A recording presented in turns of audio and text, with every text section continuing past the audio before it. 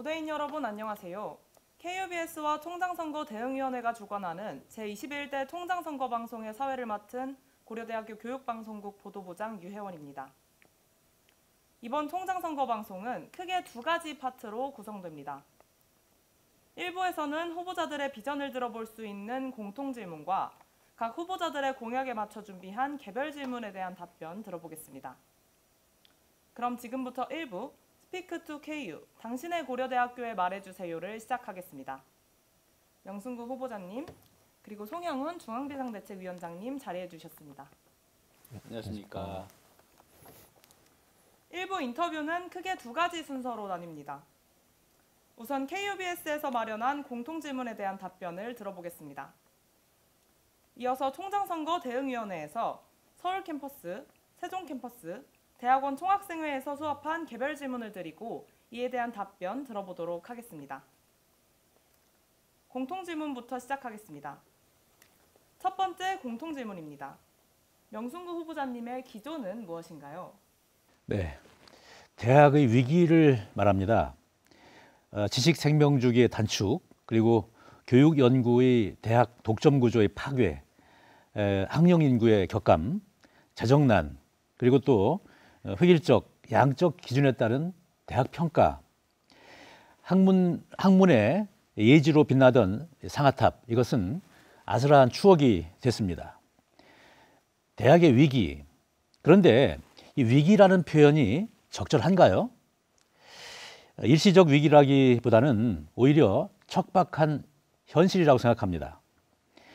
위기는 벗어나면 정상을 회복하지만 현재 대학의 상황은 결코 그런 상황이 아닙니다. 대학이 척박한 현실에서 벗어날 수 있는 길은 무엇일까요? 시대가 요구하는 대학의 역할을 성찰하고 큰 흐름을 바꿔나가야 합니다. 고려대학교 제21대 총장 선거는 그 중요한 기로에 있다, 이렇게 생각합니다. 네, 그럼 두 번째 공통질문입니다. 총장 후보자로 출마하시게 된 계기를 말씀해 주세요. 네, 제가 고려대학교에 교수로 부임한 것이 1995년입니다. 그때부터 대학의 위기를 얘기했습니다. 대학의 위기, 고려대학교의 위기를 말한 지 이렇게 오래됐습니다. 그런데 위기가 이렇게 오래 갈 수 있는 건가요? 여기서 자문을 해봅니다. 우리가 일시적 위기 탈출이 아니라 위기에서 근본적으로 벗어나기 위한 노력, 그런 노력을 충분히 했는가, 이런 자문을 해봅니다. 패러다임 전환의 시대, 고려대학교가 미래를 기약하기 위해서는 21세기형으로 체질을 개선해야 합니다. 오랫동안 고려대학교의 그 모습을 원했습니다. 그런데 제가 기대하는 수준에 이르지 못했습니다. 자, 이제 제가 담대하게 그 일에 나서고자 합니다. 이것이 제 총장 출마의 계기입니다. 네, 세 번째 공통질문입니다. 후보자님이 준비하신 학우들을 위한 대표 공약을 설명해 주세요. 네, 학생들이 학교 안에서 얼마나 행복하게 미래를 꿈꿀 수 있는가, 이것은 좋은 학교와 그렇지 못한 학교의 중요한 구별점입니다. 학교와 학생의 핵심 접점, 이것은 교육인데요. 이 교육 분야의 핵심 전략, 이것은 제 발전계획서에 이렇게 적혀 있습니다. 수요자 중심의 열린 교육, 이렇게 되어 있습니다. 이에 따른 주요 과제, 이것을 세 가지로 분류를 할 수 있는데요. 이런 것입니다. 첫 번째, 교육 제도의 정비, 그 다음에 공간 시설의 정비, 그 다음에 세 번째, 소통의 강화, 이렇게 세 가지로 얘기를 할 수 있는데요.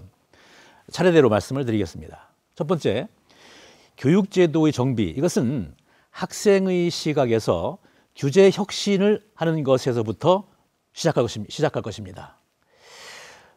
그 핵심은 의무 사항을 줄이고 학생의 선택 범위를 넓히는 것입니다. 교양과 전공교육의 체계, 그 다음에 드롭 제도, 수강 신청 제도, 그 다음에 영어 강의, 이런 것들이 대체로 학생의 선택권을 제한하던 그런 부분이거든요. 이런 부분들을 규제 혁신을 통해서 의미 있게 정비를 할 겁니다. 그래서 지금 말씀드린 이 부분에서 아마 선명한 변화가 있을 것으로 기대를 하셔도 좋습니다. 두 번째는요, 시설 부분인데 이 부분에서 가장 문제되는 것은 기숙사입니다. 우리 학교가 이 부분에서 굉장히 안 좋은 지표를 가지고 있습니다. 이 부분은 아주 무게 있게 우리가 정비해야 될 부분이라고 생각을 하고요. 또 한 가지는 그보다 덜한 문제일 수도 있겠지만은 이 자치 공간의 확충과 정비, 이것도 매우 중요한 문제입니다. 학생들이 다양한 활동을 보장해주기 위해서 자치 공간이 필요하지 않겠습니까? 이런 공간들에 관해서 학생들의 수요에 비해서 거기에 부응하지 못하고 있다. 이걸 잘 알고 있습니다. 그래서 그런 문제를 얘기할 수 있겠고, 그 다음에 세 번째 소통 강화인데요.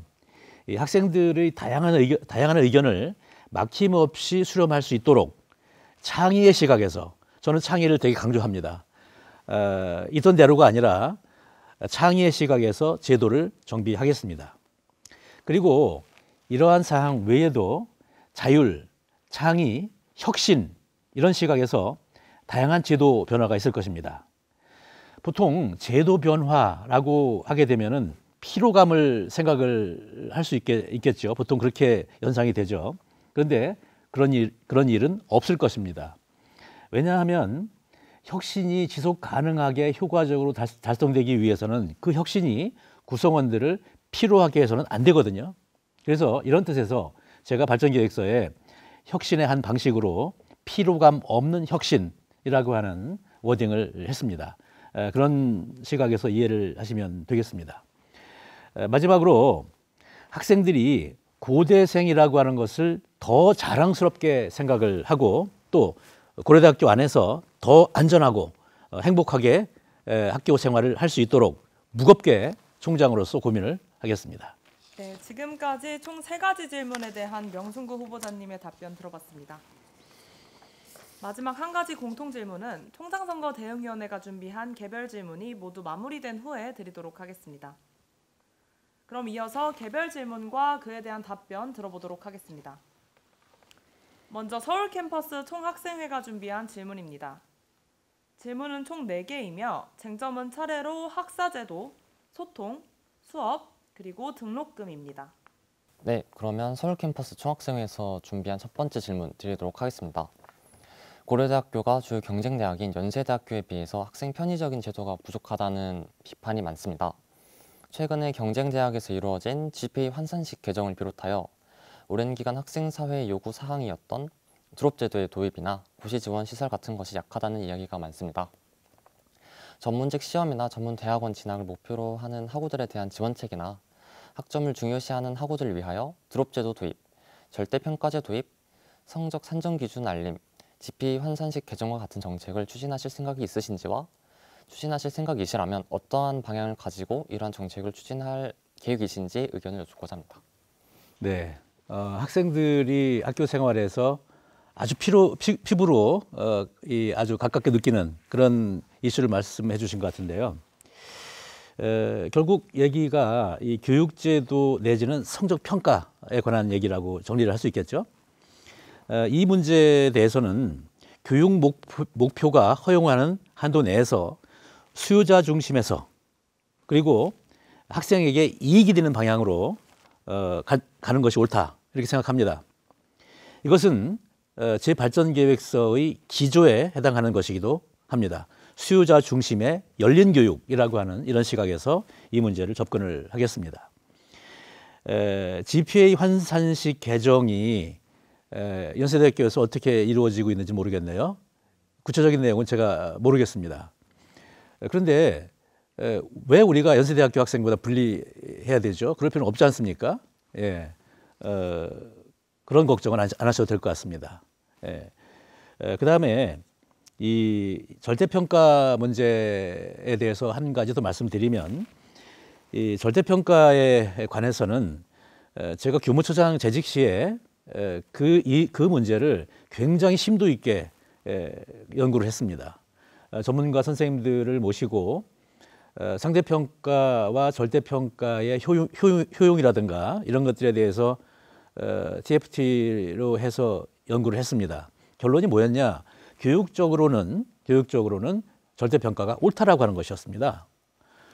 그리고 외국의 아주 유수한 대학들 중에는 아예 PF로 성적평가를 하는 학교도 있습니다. 그게 무슨 얘기냐면은 우리 학교 졸업했다라고 하는 거거든요. 그 자부심이 저는 굉장히 마음에 들었습니다. 지금도 그 수호신에는 변함이 없습니다. 당시에 그 절대평가로 하겠다라고 하는 계획을 다 세웠습니다. 교육적으로 옳다라고 하는 선생님들의 판단에 따라서. 그런데 교육부가 강력히 반발을 했습니다. 그거 안 된다. 그 제가 왜 그렇게 대한민국의 모든 대학을 획일적으로 다루느냐 이렇게 이제 어필을 했어요.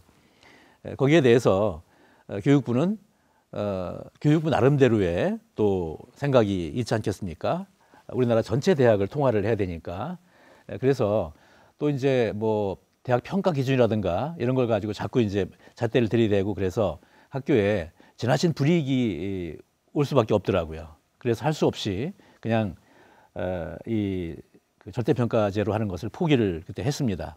그게 굉장히 제가 깊이 남아요. 그래서 이 질문을 받고서 제가 이 얘기를 꼭 해야 되겠다 생각했는데 지금 그 환경이 어떻게 변했는지 이건 봐야 될 것 같습니다. 봐서 절대평가로 할 수 있는 여지가 우리가 과거보다 열려 있다. 그게 벌써 10년 전이거든요. 그렇다고 한다면 이 문제는 의미 있게 수정하는 방향으로 하겠습니다. 아시다시피 상대평가라고 하는 것은 그러니까 옆에 있는 친구가 못해야 내가 유리한 거잖아요. 근데 파릇파릇한 우리 이 고대 학생들이 그런 생각으로 친구를 바라본다는 것은 그 자체로 용납할 수 없어요. 제가 보기에는. 고려대학교 학생들은 학교 안에서 서로를 아끼는 것들을 배워야 되거든요. 그런 면에서 본다 하더라도 저는 이 문제에 대해서는 적극적으로 수정할 생각이 있습니다. 이런 정도로 말씀을 드리겠습니다. 네, 답변 감사합니다. 이어서 다음 질문 드리도록 하겠습니다.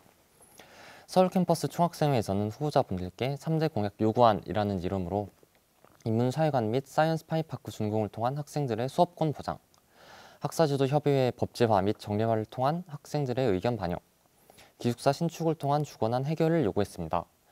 이러한 저희의 요구에 대해서 총장이 되신다면 어떻게 응답하실 계획이신가요? 네, 보통 이제 이런 그 질문들이 나의 총장 후보자의 입장과 학생의 입장이 다를 경우에 뭔가 논쟁이 되고 할 텐데 저는 그 학생들의 질문 사항을 보고서 다를 게 없어요. 그냥 도와주고 싶습니다. 모든 것들에 대해서. 네, 그런 생각을 가지고 있고요. 그런 시각에서 말씀을 드릴게요. 세 가지 문제 아니겠어요? 하나는 인문사회관과 이 사이언스 파이파크 문제 이건데 이것은 학교의 기본적인 그 기능, 교육과 연구라고 하는 그런 시각에서 봤을 때 아주 기간시설에 해당을 하는 것이죠. 그래서 매우 중요한 문제이고 시급한 것인데 이 문제는 우리나라의 전체적인 재정 상황으로 봤을 때 기부를 통해서 달성할 수밖에 없습니다. 이 문제는 기획기부 프로젝트를 통해서 적극 추진을 하겠습니다. 그런데 저도 이제 기부를 유치해보고 이런 경험이 있는데 이 기부라고 하는 것은요, 글쎄요, 약간 연애하는 것 같아요. 되게 예민합니다. 어떤 순간에 이 얘기를 하는 거와 하지 않는 거가 기부가 되고 안 되고를, 그리고 또 액수를 좌우해요. 어떤 때에 하는 것이 기부가 되고 안 되고, 술을 한 잔 하고 얘기하는 게 될 때도 있고 안 될 때도 있고 매우 예민해요. 근데 그런 시점과 관련해서 고려대학교는 앞으로 몇 년 사이가 굉장히 좋은 계기가 됩니다. 어떤 계기냐면은 시점이 좋은데요. 우선 2025년이 고려대학교 창립 120주년입니다. 120주년이라고 하는 건 뭐냐면은 우리 학교가 1905년 을사년에 창립을 했죠. 을사년에 창립을 했는데 2025년이 을사년입니다. 그러니까 환갑이 두 번째 돌아오는 거죠. 예, 그런 굉장히 중요한 시기이고 우리 학교가 100주년일 때 아주 많은 기부가 이루어졌거든요.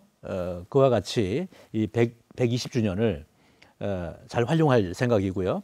그 다음에 문과대, 또 생명과학대, 공과대, 보과대 이런 그 단과 대학들이 그 다음 총장 임기 내에 10으로 떨어져요. 10으로 떨어지는 정년이에요. 그래서 예를 들면은 문과대가 2026년에 창립 80주년을 맞게 되고요. 생과대가 70주년을 내년에 맞게 되고, 또 2023년에 공대가 60주년을 맞게 되고요. 보과대가 창립 60주년을 맞게 된다든지 이런 것들이 있습니다. 그리고 고려대학교가 종로에서 안암동으로 이사 온 것이 1934년입니다. 그래서 2024년에 우리 고려대학교가 안암동의 터를 잡은 지 또 90주년이 되는 해거든요. 이렇게 다음 총장 임기 내에 굉장히 의미 있는, 역사적으로 의미 있는 계기들이 많이 있습니다. 그래서 이런 것들이 이런 그 건축 계획을 성사시키는데 좋은 계기가 되지 않을까 이렇게 생각을 하고요. 이렇게 될 수 있는데 이 총장이 최선을 열성을 다해야 될 것으로 생각을 합니다. 다음으로 이 학사제도 협의회 법제화 및 정례화를 말씀하셨는데, 학사제도 협의회라고 하는 것이 어떻게 법제화가 됐는지 안 됐는지, 정례화가 어떻게 왜 안 됐는지 이런 상황들을 제가 지금은 잘 몰라요.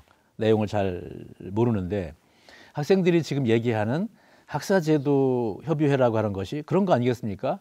중요한 학사제도를 변경한다든가 이럴 때 학생들과 협의해달라는 얘기 아니겠어요? 그러니까 그 협의회 이름이 그렇게 돼 있어요. 그렇게 이해를 했는데 맞죠? 네. 그러면 학사 운영과 학사 행정의 수요자가 학생인데, 그러면 이것을 변경한다라고 했을 때는 중요한 변경이다라고 한다면 학생에게 물어보고 학생의 얘기도 듣고 이렇게 진행을 해야 되는 것이 원칙 아니겠습니까? 너무나 당연한 원칙이에요. 근데 지금 이것이 질문으로 온 것을 보면 당연한 원칙임에도 불구하고 이 법제화 그리고 정례화가 잘 안 됐다는 얘기로 이해가 되는데, 그렇다면은 왜 이게 정상적으로 운영되고 있지 않은지 그 원인을 살펴봐야 되겠죠. 그래서 원인 살펴보고 그것이 정당하지 않은 상황이라고 한다면은 그러면 바꿔야 되겠죠. 정례화하고 이 법제화하고 이런 것들을 해야 되겠죠. 이것도 뭐 학생들의 요구사항이 저는 당연하다 이렇게 생각합니다. 그다음에 기숙사 문제인데, 아까 초반에도 제가 말씀을 드렸죠. 기숙사 문제는 굉장히 우리 학교가 약점을 가지고 있는 부분이다. 우리가 이 부분을 보강해야 된다 이렇게 말씀을 드렸는데, 이 과거에 기숙사를 신축하기 위해서 고려대학교와 법인이 많은 노력을 했습니다. 그죠? 알고 계시죠, 그거. 그래서 부지도 확보하고 계획을 다 세웠는데, 문제는 뭐냐면은 학교 근처에서 원룸을 운영한다든가 이런 그 임대인들이죠. 이런 분들의 반발이 굉장히 심했습니다.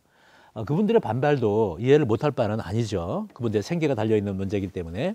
그래서 그 문제를 가지고 뭐 성북구청 또 성북구의회 기타 관계된 여러 분들하고 학교가 굉장히 그 힘들게 협상도 진행하고 논의를 했는데 끝내 성사가 안 됐죠.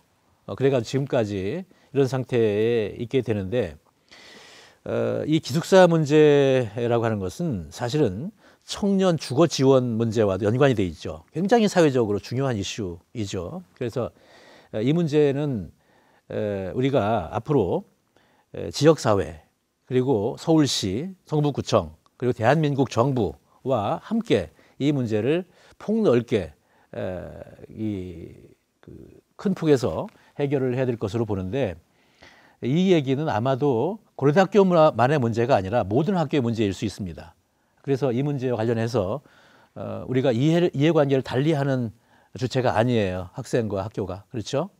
총장과 학생회가 전혀 다른 입장이 아닙니다. 이거는 정말 힘을 모아서 우리가 달성해야 될 공동 목표다 이렇게 생각을 하면 되겠습니다. 예.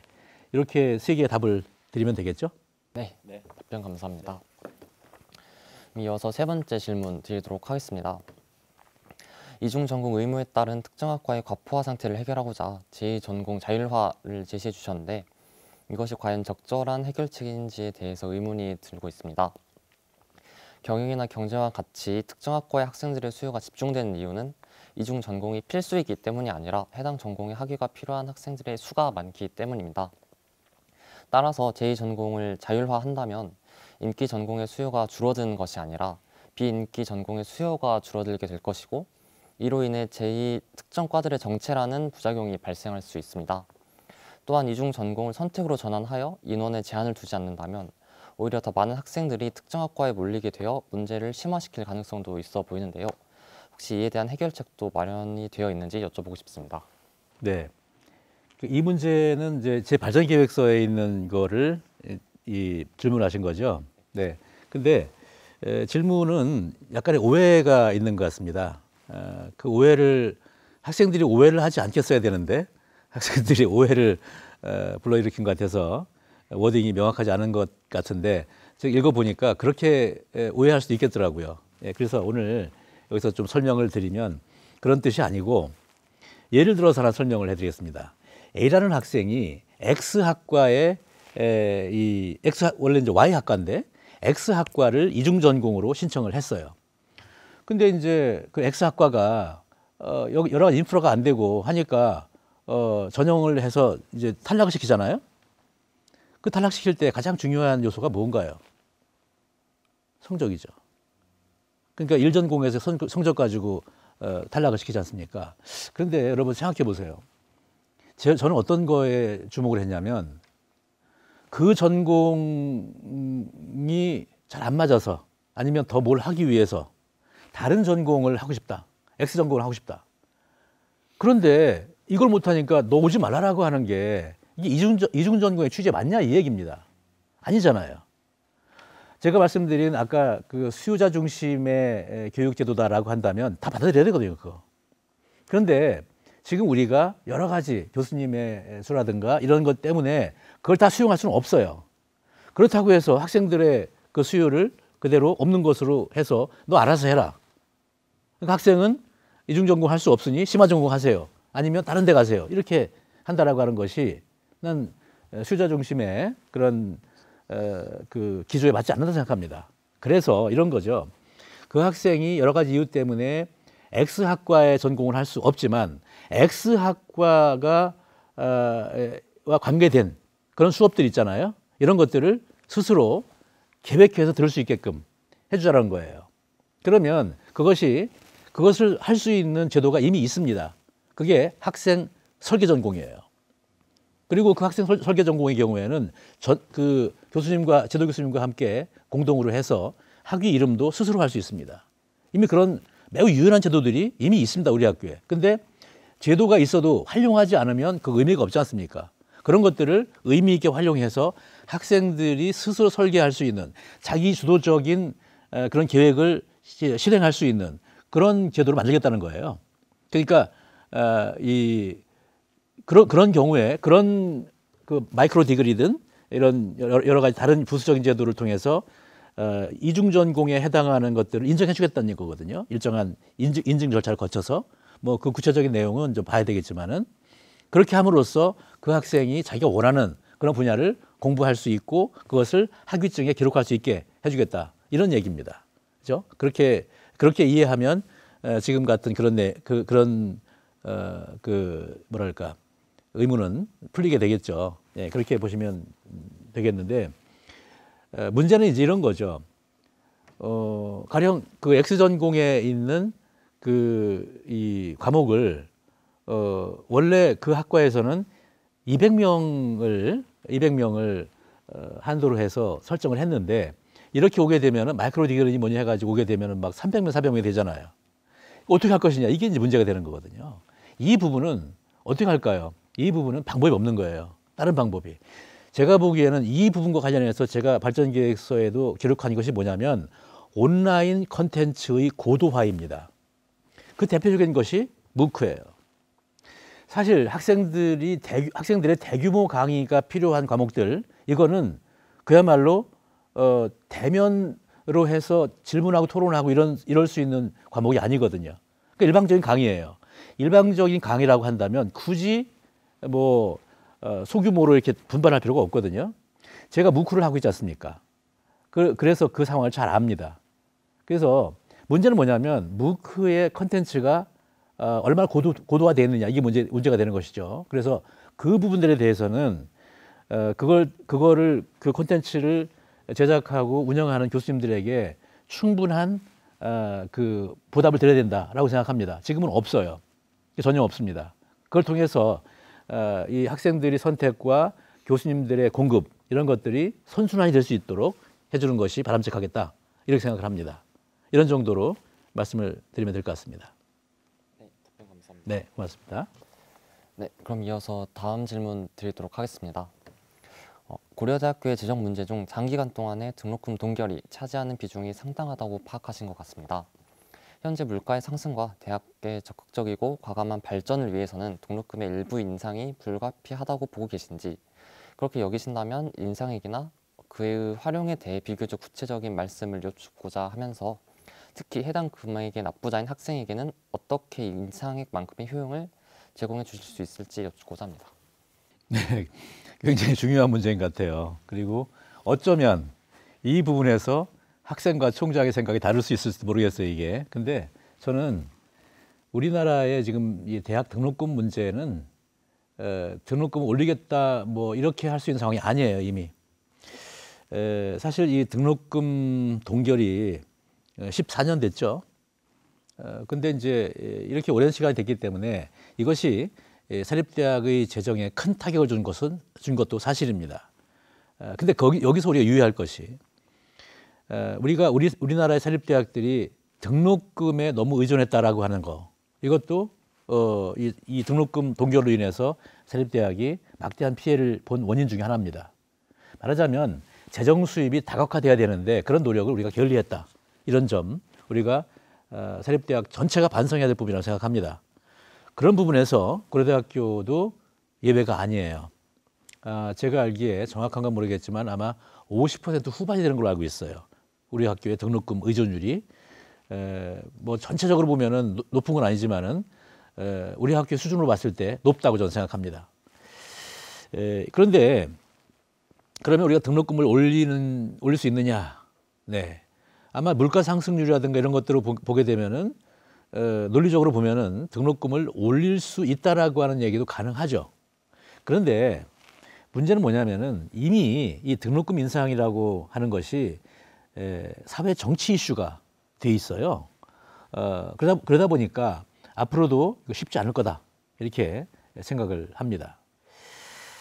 정부 입장도 굉장히 곤혹스러운 부분입니다. 이 부분이 대학은 힘들고 그래서 대학이 정말 재정이 파탄이 오게 되는 이런 대학들도 막 생겨나는데 등록금 올릴 수 없고 이런 상황인데, 고려대학교는 특별한 학교이기 때문에 고려대학교로서는 등록금 인상에 연연할 것이 아니라 앞으로 이 재정 수입을 다변화하는 이 적극적인 정책을 강구할 필요가 있다, 저는 그렇게 생각을 합니다. 특히 아까 말씀드렸듯이 이 등록금 의존율을 낮춰야 된다라고 하는 이런 시각에서 본다 하더라도 재정 수입 다변화, 이것을 위한 노력을 깊이 해야 된다, 이런 생각이고요. 이러한 노력의 일환으로 제 발전 계획서에서 얘기한 것이 바로 대학 지식자산의 활용과 사회 기여입니다. 네, 이것은 예를 들면은 교육 콘텐츠, 연구 콘텐츠, 이것을 사업화해서 창업으로 이어지게 하는 이런 식의 그 메커니즘, 이것이 대표적인 예가 되겠습니다.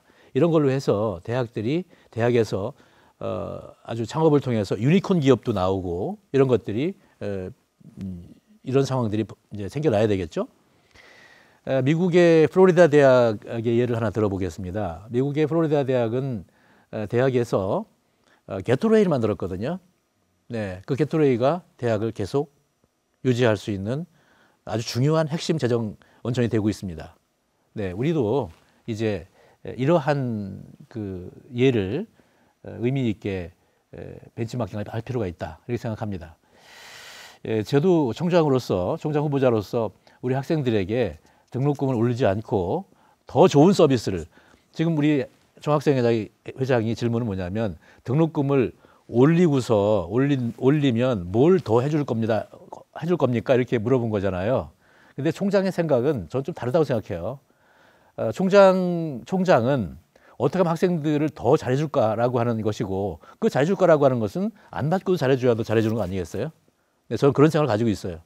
등록금을 올린다라고 하는 것은 그렇게 제가 연연하고 있지는 않습니다. 거기에 그 정도 말씀을 드리겠습니다. 근데 바로 이러한 그 길로 가는 데 있어서 가장 중요한 것이 창의입니다. 창의. 예, 창의는 새로운 길을 개척하는 힘입니다. 제가 우리 총학생회장께 하나 여쭤볼게요. 우리 사회자한테 여쭤봐야겠다. 자, 올챙이가 따뜻한 물에 알을 낳나요? 시원한 물에 알을 낳나요? 시원한 물에 나을 것 저, 같습니다. 아마 누구는 올챙이는 알을 낳지 않습니다. 예, 바로 그겁니다. 네. 예, 금방 대단히 똑똑한 학생이군요. 예, 맞아요. 이런 거죠. 질문을 그렇게 했을 때 우리는 답을 찾아요, 무조건. 근데 이 답이 있는 질문이냐? 말하자면 질문이 성립하는 것이냐라고 하는 근본 의문을 가져야 되거든요. 근데 우리가 공부를 너무 많이 하다 보니까 항상 답이 있는 문제를 풀잖아요. 그러다 보니까 시원한 물, 따뜻한 물 찾잖아요. 그건 아니에요. 우리는 이 상황이라고 한다면 다른 상황도 있을 수 있다. 이 상황이 그냥 우리가 견뎌내야 되는 것인지 아니면 버리고 가야 되는 것인지 이런 근본적인 판단을 우리 고려대학교는 해야 된다. 그리고 고려대학교의 그러한 판단이 대한민국의 모든 대학에 저는 의미 있는 메시지가 된다고 생각합니다. 그런 역할을 고려대학교에서 해야 된다. 저는 그런 생각입니다. 이 질문은 그런 정도로 하면 되겠죠. 네. 네, 지금까지 서울 캠퍼스 총학생회 질문에 대한 답변이었습니다. 다음은 세종 캠퍼스 총학생회가 준비한 질문입니다. 네, 그러면 세종 캠퍼스 총학생회에서 준비해 주신 질문 드리도록 하겠습니다. 후보자님께서는 세종 캠퍼스 학생식당에 대해 언급해 주셨습니다. 저렴한 금액으로 다양한 학생식당을 이용할 수 있는 안암 캠퍼스에 비해 세종 캠퍼스의 학생식당은 최근 오히려 한 곳이 사라졌고 교직원 식당 및 진료관 학식의 질 역시 코로나19 팬데믹 이후 개약된 바 있습니다. 세종 캠퍼스의 학생식당을 어떻게 개선하실지에 대해 구체적인 계획이 궁금합니다. 이 제 발전계획서의 핵심 목표 중에 하나가 구성원이 행복한 공동체입니다. 우리 핵심 공동체, 공동체 핵심 구성원인 학생들, 여기 행복과 관련해서 식당 먹는 거잖아요. 행복의 기초 아니겠습니까? 이 매우 중요한 문제죠. 예. 맛있는 걸 먹으면 화났다가도 풀리잖아요. 그러니까 중요한 문제인데 이 문제에 대해서 세종 캠퍼스에서 굉장히 힘든 상황이라고 하는 걸 알고 있어요. 그래서 이 문제는 근데 한꺼번에 뭔가 해결될 수는 없는데 단기적으로는 이럴 필요가 있습니다. 식당 문제와 관련해서는 이거를 학교의 어떤 그 수익 사업에 이런 시각에서 접근할 것이 아니라 학생에게 이익이 되는 방향으로, 즉 학생 복지의 차원으로 컨셉을 바꾸려고 생각하고 있습니다. 그것은 이제 재정 부담이 드는 것이긴 한데 그래도 그렇게 가는 것이 학생들의 행복감, 자부심 이런 것과 연계되기 때문에 그렇게 생각을 하고요. 이렇게 되기 위해서 업체 선정 단계부터 투명하게, 그리고 그 업체가 들어와서 식당 영업을 하게 되면은 과연 이 학생들의 만족도는 어떠한지 이런 것들을 의미 있게 모니터링을 하겠습니다. 근데 이런 모니터링은 뭐 굳이 학교에서 할 필요는 없고 학생들이 해주면 될 것 같아요. 학생들이 객관적으로 충분히 할 수 있을 것 같으니까 그렇게 해주면 될 것 같고, 이것이 이제 단기적인 계획이고 중장기적으로는 어떤 생각을 할 수 있냐면 지금 세종 캠퍼스의 그 과거의 문이죠. 지금 정문이 생겼는데 지금 남쪽으로 생겼는데 과거의 문이 동문이에요. 그 동문이 원래 남암동에 있었던 거를 가져가서 거기에 이제 문이 된 건데요. 그 동문이 1번 국도상에 있거든요. 근데 거기에 복합 문화단지를 조성할 그럴 계획을 가지고 있습니다. 그래서 그 복합 문화단지가 조성이 되면은 거기에 이 창업시설이라든가 또 이 그런 뭐 식당이라든가 뭐 커피점 이런 것들이 들어왔으면 하고 생각을 하고 있습니다. 그 개발 방법에 대해서는 적절한 방법을 고민을 하고 있는데요. 그렇게 해서 동문 복합단지, 문화 복합단지가 조성이 되면 거기에 의미 있게 좀 아주 모던한 그런 식당, 아주 맛있는 식당이 올 수 있지 않을까 이렇게 생각합니다. 제 그 바람으로는 다음번 총장 임기 내에 제가 총장이 된다면 임기 끝나기 전에 그 식당에서 세종 학생들하고 꼭 밥을 먹고 싶습니다. 네, 이 정도 말씀을 드리겠습니다. 네, 감사합니다. 이어서 다음 질문 드리도록 하겠습니다. 전국 분교 공동대책 논의에 대해서 언급해 주셨습니다. 고려대학교 세종 캠퍼스의 경우 발전을 위해 이원화 캠퍼스로의 전환이 시급하나 7급 지역인재 채용을 비롯한 다양한 혜택들을 위해 특성화된 분교로 남기를 원하는 타 학교들의 경우 분교제도 자체의 폐지 및 이원화 캠퍼스로의 적극적 전환에 동의하지 않을 것으로도 보입니다. 분교제도의 폐지 및 관련 협의가 이루어지지 않더라도 세종 캠퍼스의 분교 지위 해소는 이루어질 것인지에 대해 묻고 싶습니다. 네, 굉장히 어려운 문제고 우리가 어려운 문제지만 넘어야 될 문제라고 생각합니다. 고려대학교는 앞으로 대한민국 수도 서울의 우리 서울 캠퍼스, 또 행정수도 세종시의 또 우리 세종 캠퍼스, 이 두 축으로 동반 성장을 해야 됩니다. 땅이라고 하는 것은 자꾸 변화하고 진화해요. 세종시에 있는 그 땅들이 거기에 그런 행정시설이 들어갈 것이라고 누가 상상이나 했겠습니까?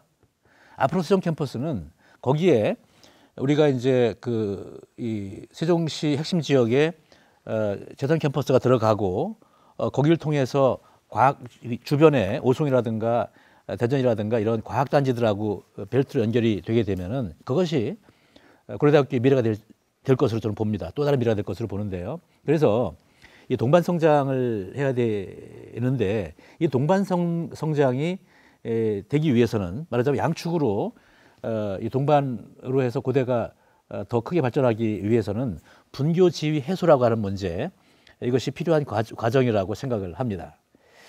그런데 이 세종 캠퍼스의 캠퍼스화 문제, 이것은 우리가 그런 경험도 있죠.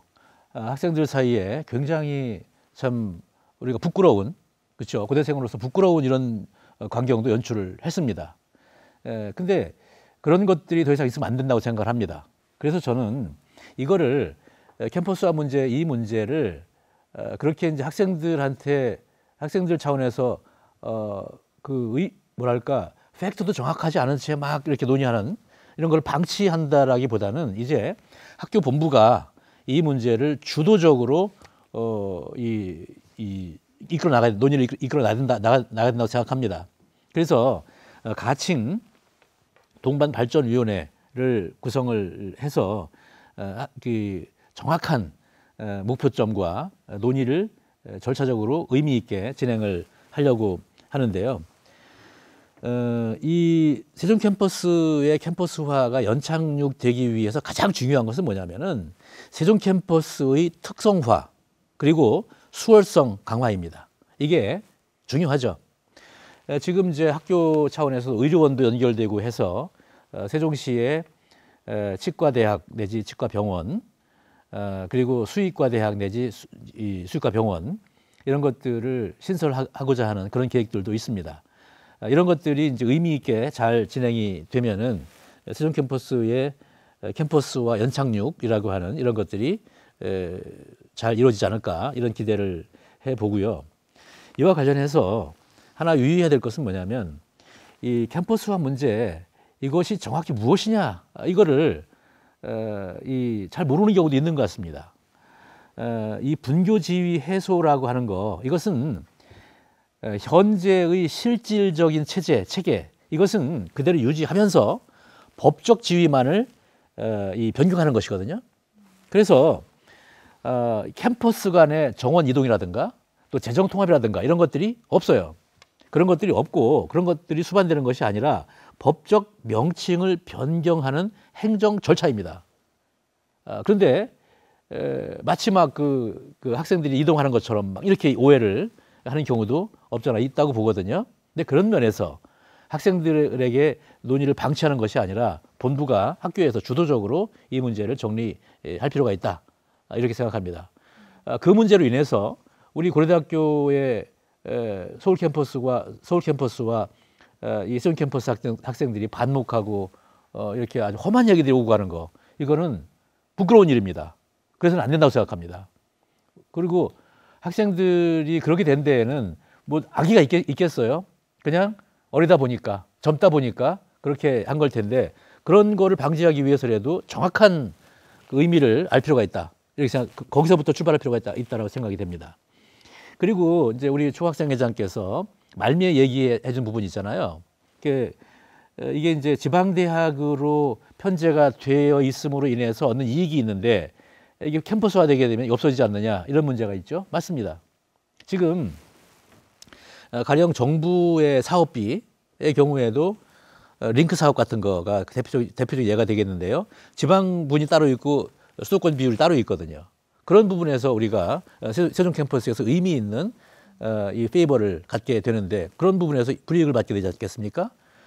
그 다음에 이제 지방 인재 채용 제도가 있지 않습니까? 기업 같은 경우에 그런 데서 완전히 벗어나게 되거든요.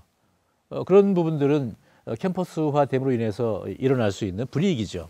그래서 이 문제는 우리가 종합적인 시각에서 볼 필요가 있다. 예. 어쨌든 우리가 캠퍼스를 통합하자라는 얘기는 고려대학교의 이름으로 하나가 되자라고 하는 것, 그리고 그로 인해서 우리 고려대학교가 더 시너지 효과를 내자라고 하는 것인데, 그로 인해서 불이익이 더 많게 되면은 안 되지 않습니까? 그래서 이런 문제들에 대해서도 우리가 면밀하게 여러 가지 정책적 판단을 할 필요가 있다. 뭐 이런 것들이 이제 총장의 머릿속에 있어야 될 내용으로 생각하고요. 학생들이, 세종 캠퍼스 학생들이 그런 질문을 하는 거, 이거는 매우 적절한 질문이다. 그래서 충분히 고민하겠다, 이렇게 말씀을 드리겠습니다. 네, 답변 감사합니다. 네, 지금까지 세종 캠퍼스 총학생회 질문에 대한 답변이었습니다.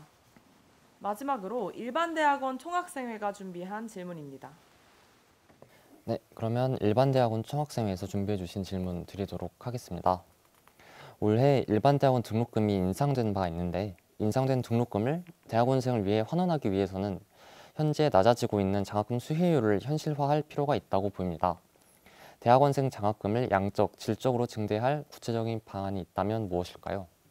네, 지금 그 대학원 등록금 그 오른 그 비율이 있잖아요. 그걸 가지고 아마 의미 있는 장학금 수혜율에 있어서 의미 있는 어떤 학생들에게 변화, 이런 거는 쉽지 않을 겁니다. 그래서 그런데 학생들에게 장학금을 많이 줘야 되는 것은 또 총장의 마음이기도 해요. 그것도. 예. 그래서 저는 학생들이 정말 그 돈 걱정하지 않으면서 학교 다니는 거 원해요. 그리고 제가 가끔씩 그 제자들한테 그런 얘기를 합니다. 내가 돈이 없어서 여기를 가고 싶은데, 더 공부를 하고 싶은데 못 하는데 어떻게 하면 되죠? 이렇게 얘기를 해요. 그때 제가 예외 없이 하는 얘기가 있어요. 거길 해라. 그걸 가라. 그 학생 돈이 없다 이거예요. 이런 얘기거든요. 그거 고민하지 말아라. 반드시 길이 생긴다. 젊은이가 가는 그 길에 있어서 돈이 없다라고 하는 것은 장애 요소가 될 수 없다. 그런 생각을 늘 하거든요. 그래서 이제 제도학생이라든가 이런 학생들은 제가 어떻게 해서든지 장학금 마련해주고 그렇게 하는데, 총장으로서는 모든 학생들에게 그런 생각을 해야 된다고 생각합니다. 그래서 장학금 수혜율을 높여야 된다라고 하는 거, 이것은 좋은 일인데, 문제는 뭐냐면 수혜율을 어떤 학생들에게 페이버가 좋게 가면 되는 것이지, 그게 장학금일 필요는 없거든요. 그렇잖아요. 그러니까 좀 창의적인 생각에서 장학금이라고 하는 카테고리로 한정할 것이 아니라 학생들에게 어쨌든 그 경제적인 어려움이 없도록 해결해 주는 거, 이게 이제 목표라고 저는 생각을 할 수 있고요. 그래서 이런 생각을 할 필요가 있죠. 지금 대학원에서 조교 장학금, 이 조교 장학금의 재원은 등록금입니다. 그리고 장학금 중에 연구 장학금이 있거든요. 그 연구 장학금의 주요 재원은 연구비예요. 교수님들이 수주해오는 연구비, 이렇게 두 개의 재원이 있는데, 사실 학생들 대학원 등록금이 올랐다고는 하지만 그 등록금 인상률이라고 하는 것이 물가 인상률도 못 따라가잖아요. 의미 있는 인상이 아니란 얘기입니다, 그게. 그래서 우리 제가 재정 상황도 봐야 되겠지만은 그거 가지고 올렸다고 이런 얘기도 별로 듣고 싶지 않아요, 사실은. 근데 제가 이 문제와 관련해 가지고 결국 이렇게 얘기할 수 있죠. 등록금을 인상하는 거 가지고는 이 문제가 해결되지 않는다라고 하는 겁니다. 발전계획서에서 언급한 바와 같이 이 대학 지식자산의 활용과 사회 기여 이걸 통해서 다양한 산학협력 프로그램 그리고 순수 학문 지원 프로그램 이런 것들을 활성화하고 이것을 교수님들의 연구 위주와 연결이 되게 이렇게 해서 이 문제를 근본적으로 좀 다른 방향에서 해결할 수 있다 이렇게 생각을 합니다. 결과적으로 이런 다른 어떤 재원을 통해서 다른 재원을 좀 적극적인 창의적인 재원을 통해서 대학원생들에게 산학 연구의 기회를 확장하고 또 경우에 따라서는 장학금 수혜 혜택을 확대할 수 있도록 그렇게 하겠습니다. 이 부분도 학생들의 뜻과 똑같습니다. 전혀 다른 방향이 없고요. 결론적으로 이런 말씀 드리고 싶어요. 우리 학교에 대학원이 생긴 시기는 1949년입니다. 우리 학교가 보성 전문으로 있다가 해방 후인 1946년에 고려대학교라는 이름으로 바뀌었어요. 그때 보성 전문에서 고려대학교라는 이름으로 바뀐 이유를 잠깐 말씀을 드리면요. 대학교로 됐으니까 당시 문교부에 대학교 이름을 신청을 하러 가야 되는데 그 뭘로 해야 되나? 여러 가지 안이 있었어요. 보성대학교, 안암대학교 뭐 여러 가지 있었어요. 근데 고려대학교가 단연 됐어요. 인천 김성수 선생님께서 고려대학교로 하자고 얘기를 하셨다고 알고 있습니다. 그 뜻은 뭐냐면 우리 역사에서 가장 웅원한 기상을 가졌던 데라는 거죠. 예. 그래서 고려대학교라고 하는 이름을 했고 또 그런 뜻도 있지만은 고려라고 하는 것은 코리아의 다른 이름이잖아요. 한국을 대표하는 학교 이런 뜻도 있었죠. 서울대학교는 서울을 대표하고 또 연세대학교는 연희동을 대표한다. 뭐 이런 얘기도 가끔가다 우스갯소리 비슷하게 하죠. 고려대학교라는 이름을 가지게 된 것은 의미 있는 일이죠. 굉장히 의미 있는 일인데 그 고려대학교가 대학원을 갖게 된 것은 1949년입니다.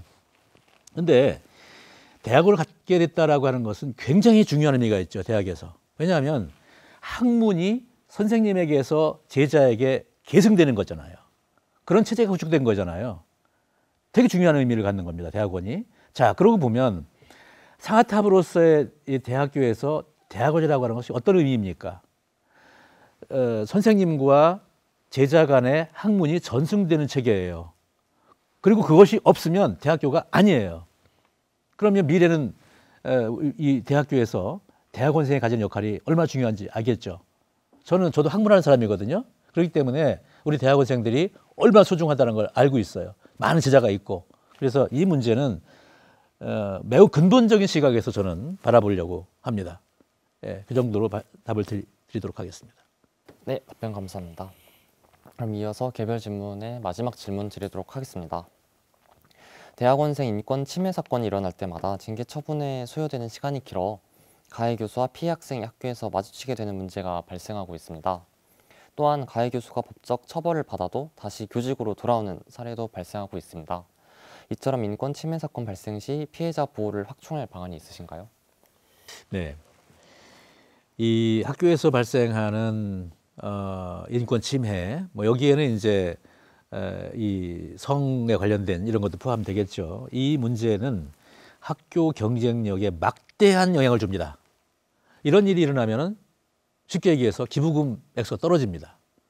엄청나게 중요한 문제예요. 이 두 가지 방향에서 이 문제를 생각을 해야 되는데 하나는 사전 예방이고요. 또 하나는 적절한 사후 조치입니다. 이 두 가지를 다 해야 되는데 우선 사전 예방과 관련해서 이미 지금 뭐 학교에서 뭐 성인지 감수성 교육이라든가 이런 것들이 이루어지고 있는데 이 부분에서 현재 국제적인 시각이라든가 이런 데서 어떤 그 제도의 부족함이 없는지 이 문제를 적극 검토를 하겠습니다. 그래서 이런 문제가 생기지 않도록 사전에 예방하는 그런 제도를 적극 강구를 하고요. 다음으로 사후 조치 문제인데요. 이 문제 또한 국제적인 표준과 국내의 표준을 고려를 하되 가장 학생에게 유리한 쪽으로 제도를 정비를 하겠습니다. 예를 들어서 이런 생각을 할 수 있겠죠. 이 어떤 피해로 인해서 학생이 정신적 충격을 받고 아니면 그 정신적인 충격이 또 신체 충격까지 이어져 가지고 굉장히 악화될 수가 있겠죠. 그런 경우에 학교 비용으로 치료를 먼저 하겠습니다. 사전에 치료를 하고 나중에 가해자에게 구상하는 그런 제도도 적극 실행을 하겠습니다. 학생들이 특히 대학원 학생들이 공부를 하면서 학교에서 그런 피해를 받게 되는 것은 여러 가지 정말 안 좋은 영향을 주게 되는데 특히 뭐가 되겠습니까? 좋은 학생이 안 올 거 아니겠어요. 그건 진짜 아까 말씀드린 대학원의 기능에서 봤을 때 정말 안 될 일이지 않습니까? 전승이 안 되는 거잖아요. 예, 그런 면에서 저는 매우 심각하게 이 문제를 인식을 하고 있습니다. 그 정도 말씀을 드리겠습니다. 네, 답변 감사합니다. 네, 지금까지 총장선거 대응위원회의 개별 질문에 대한 답변 들어봤습니다. 이제 마지막 공통 질문 드리겠습니다. 명순구 후보자님을 한 줄로 어필하신다면 어떻게 표현할 수 있을까요? 명교수로 불리는 명순구, 이제 고려대학교의 희망을 개척하는 그리고 학생들에게 사랑받는 명총장이 되겠습니다. 네, 감사합니다. 이상으로 제21대 총장선거 방송 1부는 여기서 마무리하겠습니다. 2부에서는 공적인 자리에서는 미처 확인해 볼 수 없었던 각 후보자들의 성격, 가치관, 비전 등을 보여드리는 인터뷰 준비했습니다. KUBS가 마련한 방송이 오는 7일에 진행되는 학생 전체 투표를 앞둔 학우 여러분들에게 도움이 되기를 바랍니다. 시청해주신 고대인 여러분 감사합니다. 감사합니다. 고맙습니다. 네.